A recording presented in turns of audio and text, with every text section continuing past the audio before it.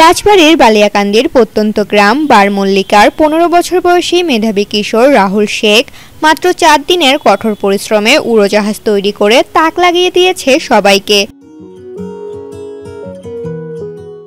নবম শ্রেণীর বিজ্ঞান বিভাগের ছাত্র রাহুলের স্বপ্ন ছিল একদিন বড় বিজ্ঞানী হওয়ার। সেই স্বপ্নের প্রথম ধাপে নিজের হাতে বানিয়ে ফেলেছে বাংলাদেশ বিমান ৭৮৭ অচিন পাখি মডেলের একটি উড়োজাহাজ। ওয়ালটন এখন দেশের সীমানা পেরিয়ে পৌঁছে গিয়েছে ৫০টিরও বেশি দেশে।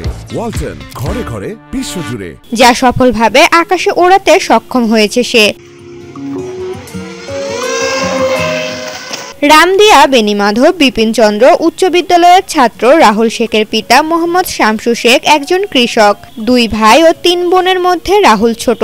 মাত্র ১৪,০০০ টাকা খরচ করে তৈরি এই উড়োজাহাজের পেছনে রাহুলের ছিল আদম্য ইচ্ছাশক্তি, ইউটিউব থেকে শেখা জ্ঞান আর প্রচুর ধৈর্য। শুরুতে প্রথম মডিউলটির ওজন বেশি হওয়ায় উঠতে ব্যর্থ হলে অনেকে হাসাহাসি করলেও সে দমে যায়নি। টানা ৪ দিনের পরিশ্রমের পর অবশেষে নিজের হাতে বানানো উড়োজাহাজটি আকাশে ওড়াতে সক্ষম হয় ক্ষুদে আবিষ্কারক রাহুল।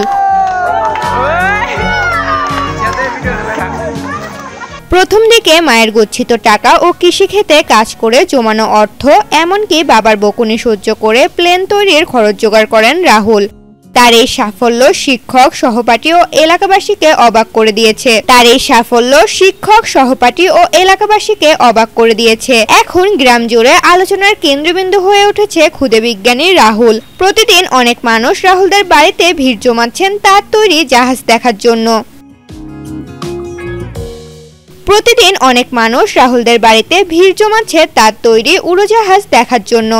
রাহুল বলে, আমি ছোটবেলা থেকেই বিমান বানাতে পছন্দ করি। একদিন সত্যিকারের বিমান বানিয়ে আকাশে উঠতে চাই। তা মোহাম্মদ শামসু শেখও ছেলের স্বপ্নে বিশ্বাসী।